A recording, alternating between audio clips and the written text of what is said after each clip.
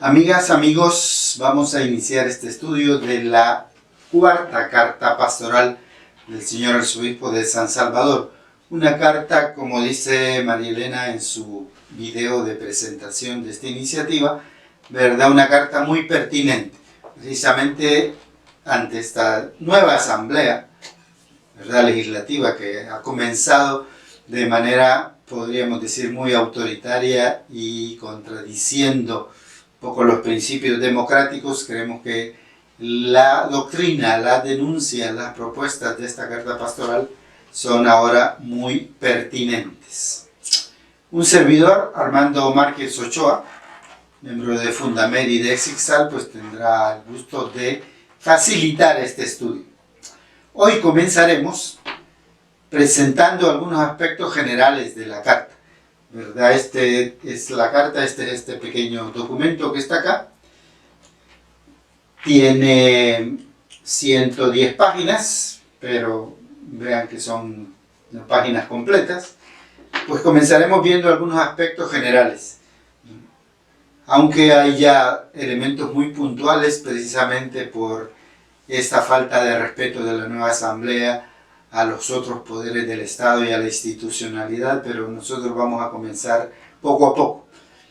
Hoy vamos a ver, por ejemplo, qué tipo de documento es, quién es el autor de esta carta, cuál es el título, ¿verdad?, y finalmente la ocasión y fecha de publicación. Veamos entonces qué tipo de documento es. Pues ya hemos dicho, es una carta pastoral, ¿verdad? En la Iglesia Católica existen diferentes y numerosos documentos en los que la jerarquía da sus lineamientos a la feligresía, a las diferentes instituciones. Por ejemplo, son bien conocidas las encíclicas del Papa, son quizás las más conocidas, pero también en las diócesis están las cartas pastorales. Monseñor Romero, presentando precisamente su primera carta pastoral, definía así, dice: una carta pastoral es el magisterio con el que los obispos presentamos las orientaciones de la diócesis. Eso nos lo dijo el 7 de agosto de 1977. También una buena definición de lo que es una carta pastoral la he encontrado en la presentación o el libro que hizo la Fundación Romero, presentando las cartas pastorales de Monseñor Romero. Y ahí entonces hay una definición de Monseñor Urioste. Dice así: una carta pastoral creo que es el alma del obispo que se manifiesta en un escrito. Es lo que está más en su corazón, porque lo siente, porque lo ve en el ambiente y población a la cual sirve como pastor. Por eso, sin duda, se llama carta pastoral, es decir, viene del pastor a sus ovejas. Segundo, ¿quién es el autor de esta carta? Pues es evidente también que es Monseñor José Luis Escobar Alas, actual arzobispo de San Salvador, pero veamos algunos datos biográficos rápidamente. Nació en Suchitoto, Cuscatlán, el 10 de marzo de 1959, cursó sus estudios sacerdotales en el Seminario San José de la Montaña, San Salvador, y en el Seminario Mayor de Morelia, México. Obtuvo la licenciatura en Filosofía en la Universidad Gregoriana de Roma. Fue ordenado sacerdote el 15 de agosto de 1982, y de ahí ha ocupado otros cargos en la diócesis de San Vicente.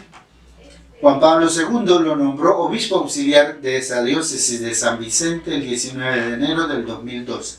Fue ordenado obispo el 23 de marzo del 2002, después dejó de ser obispo auxiliar y pasó a ser obispo titular de San Vicente el 9 de julio de 2005. Y nombrado arzobispo de San Salvador por el Papa Benedicto XVI el 27 de diciembre del año 2006, ¿verdad? Hasta ahora pues lleva 12 años como arzobispo en nuestra arquidiócesis. Título de esta carta pastoral. El título es muy escueto, simplemente una palabra, dice: escúchenlo. Tomada de Lucas 9:35. Con ello, Monseñor quiere enfatizar su deseo de escuchar al Señor Jesús en este momento histórico social del país. El subtítulo sobre la praxis política. El subtítulo entonces ya viene a definir mejor la temática que Monseñor Escobar Alas va a desarrollar en esta carta pastoral. La praxis política, precisamente en este contexto de estas nuevas autoridades que han asumido.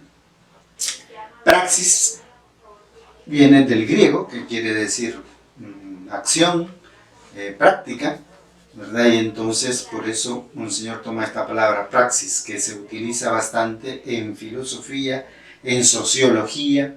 El marxismo la utiliza bastante para definir ese conjunto de acciones que buscan transformar la sociedad, el medio ambiente.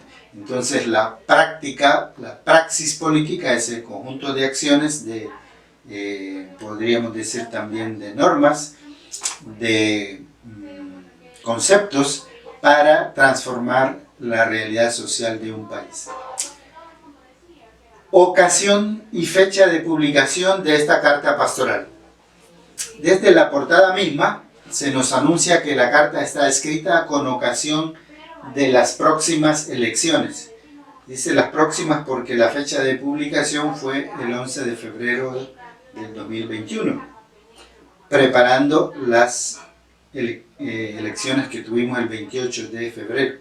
Pero no nos confundamos que la carta era como preparación solamente a las elecciones. No, la carta es precisamente de seguimiento a las elecciones, a las nuevas autoridades que iban a surgir en ese momento y que han surgido, ¿verdad? Ayer tuvimos la posesión de la Asamblea Legislativa, como hemos dicho, y de las alcaldías, y estamos sorprendidos de la manera tan autoritaria como han empezado.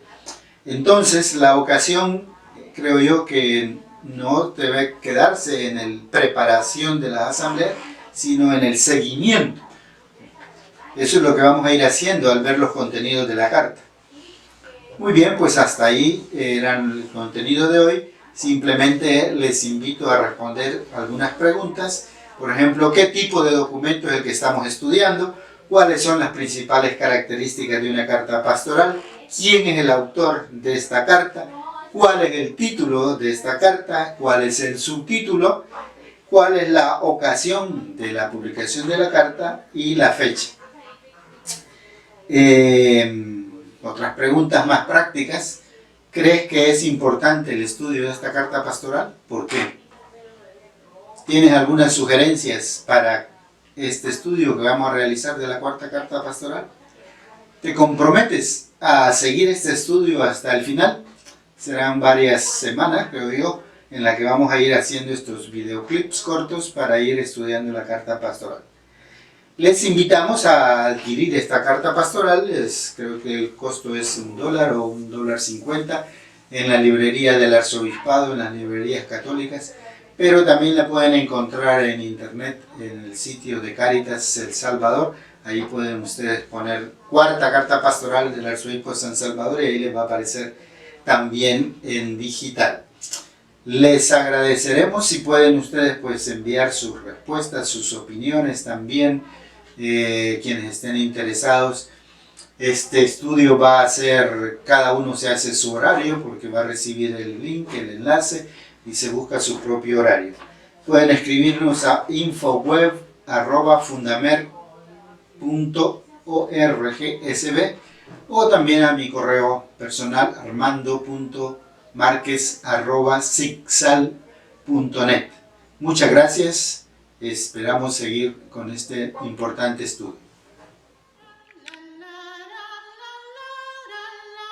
La, la, la, la.